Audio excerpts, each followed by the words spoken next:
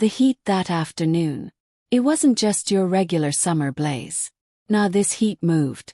It shimmered off the pavement in waves, rising like spirits that clung to your skin, almost alive, refusing to let go. You could smell it. The asphalt baking. The faint stench of melted rubber, oil, ghosts of burned-out clutches and engines that had long given up. It was the kind of heat that made even silence feel dense, like it weighed something. And right there in the center of all that suffocating stillness stood Marcus Cain. Broad-shouldered, motionless, a black man dressed simply. Gray hoodie, denim jeans, quiet presence. In his hands, held with more care than most people hold glass or dreams, was a cherry pie. He cradled it like it was sacred.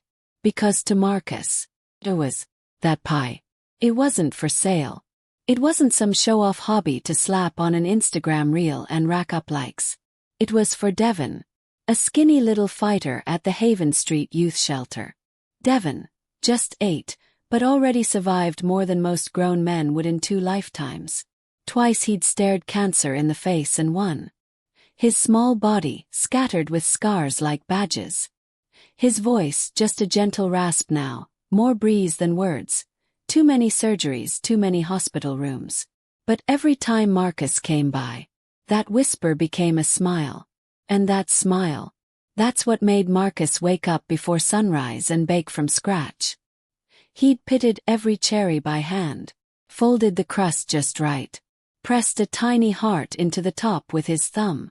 Not because anyone told him to, but because it mattered. Because in a world that punches down, the most radical thing you can do is offer something soft, something sweet, something human. He set the pie carefully on the roof of his car, steam rising from it like the final breath of kindness. The air was thick with sugar and sweat. Marcus reached for his thermos. And that's when it hit. A sound that didn't belong. It wasn't a car, wasn't chatter, wasn't birds. It was sharp, early. A tear, ripping through rubber and peace. Marcus whipped around. And there, standing by his rear tire, was a young white cop. Reflective shades. One hand resting on his belt like he thought he was some Old West cowboy. The other, holding a knife.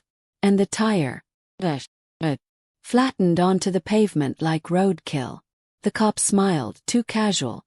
Popped a piece of gum in his mouth like it was break time. "You look surprised," he said. "This ain't your part of town, brother. We got standards here." Marcus didn't blink. Yeah, the sun was burning hot. But the thing crawling up his spine, that was something else. Cold. Precise. The kind of chill you feel right before something snaps. The cop stepped closer. Not quick, slow. Intentional. He wanted a reaction. A word. Flinch. Swing. Anything he could use. On the hood, the pie began to slide. Gravity dragging it toward the windshield. Thick red syrup trailing behind. Almost like blood. Still Marcus didn't move. Just glanced at the ruined tire. Then up at the cop. No shame on the man's face. Just that smug smirk. The kind worn by people who know the system will catch them when they fall. Not if. Marcus stayed quiet. Because sometimes, silence hits harder than a scream. "Cat got your tongue?" the officer asked. Marcus didn't bite. Just turned away. Opened the door. Sat in the driver's seat. Car tilting sideways like a wounded animal. The pie now fully bled onto the windshield. He closed his eyes. Inside his chest, something locked, something deep. He got back out. Checked the tire, completely gone. No spare. It had been stolen weeks ago while he was downtown, handing out supplies. Life hadn't let him replace it yet. He popped the trunk. Pulled out a folding chair. Sat in the only patch of shade he could find. Opened his copy of The Fire Next Time. But the words blurred. His fingers trembled. The cop, Jason Murdoch, was still there. Still chewing that gum. Still leaning like this was lunch hour. A soda can sweating in his grip. Marcus didn't need to look to feel it. That stare. "This is a lesson," Jason muttered as he walked past. "Don't rest where they don't know your name." Marcus turned a page. Didn't flinch. "A lesson," he asked, voice flat. Jason, stop. Yeah. You don't belong here. Hoodie pie, whatever you're playing at. You're just a guy parked on the wrong street. Marcus finally looked up. Just a moment. Enough to say, I see you. Then checked his watch. 42 minutes until the tow arrived. Across the street, a woman in a white sundress stood barefoot on her porch. Natalie. He didn't know her name yet, but she was filming. Steady hands, quiet eyes. She looked at him, nodded, not frantic, just solid. I got you. Then came the buzz of a police mic. Possible disturbance. African-American male. Possibly armed. The book slipped from Marcus's lap. His eyes snapped to Jason, still chewing gum, still on the mic, like he was ordering takeout. No fear. Just fabrication. You just lied, Marcus said. Jason shrugged, mic off. Prove it. Marcus stepped forward. Not fast. Not threatening. Just He'd seen lies like that before. Not only here but overseas.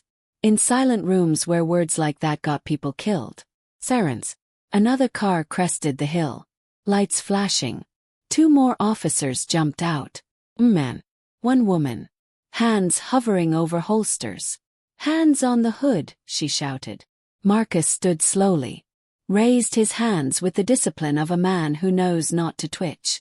Across the street, Natalie stepped off the porch. Camera rolling. He's got a pie, she yelled. Just a pie. He's been there for an hour. That cop slashed his tire. The new officers paused just a beat. But long enough. Marcus spoke up, calm. I'm not a threat. I didn't commit a crime. The officer who called this and slashed my tire. Check the cameras. You've got them. The younger officer glanced at his partner.